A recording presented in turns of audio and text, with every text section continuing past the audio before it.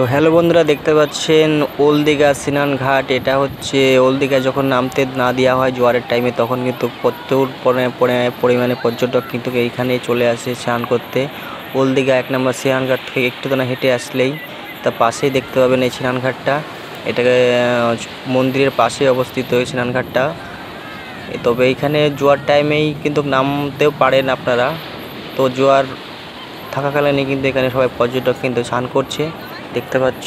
আর জোয়ার থাকাকালীন কিন্তু ওল্ড দীঘা 1 নম্বর স্নান ঘাটে নামতে দেওয়া হয় না, কারণ ওখানে রিস্ক থাকে প্রচুর, পাথরের জন্য পুলিশ ওখানে আটকিয়ে রাখে। এইখানে কিন্তু সব পর্যটক চলে আসে স্নান করার জন্য। তো তোমরাও যদি ওইখানে জোয়ার টাইমে স্নান না করতে পারো তো এখানে চলে আসবেন। দেখবেন 1 নম্বর স্নান ঘাট থেকে অপর সাইডেই ডান সাইডে দেখা যাচ্ছে স্নান ঘাটটা।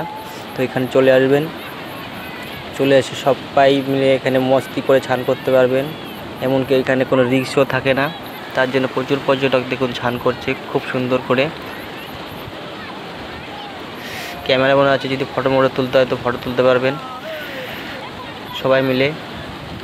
এইখানে স্নান করার সময় এই যে দেখুন ভাটার সময় সব কিন্তু স্নান করছে, মনে হচ্ছে ভাটা পড়ে গেছে কিন্তু ফুল জোয়ারই আছে। তার মধ্যেও এখানে কিন্তু মানুষ পর্যটক কিন্তু স্নান করতে পারছে, খুব সুন্দরভাবে স্নান করছে, লাফিয়ে টাপিয়ে একদম বালির মধ্যে বসে দাঁড়িয়ে দেখুন। হ্যাঁ দেখো বাচ্চাটাও কিন্তু স্নান করছে, যে মেয়েটা দৌড়িয়ে চলে গেল ঢেউ দেখে। খুব সুন্দরভাবে এটা কিন্তু স্নান করার জায়গাটা তৈরি করে হয়েছে, যেটা মানে খুবই সুন্দর জায়গা।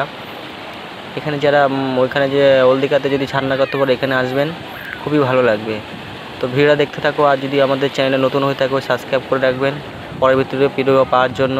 ভালো থাকবেন, সুস্থ থাকবেন।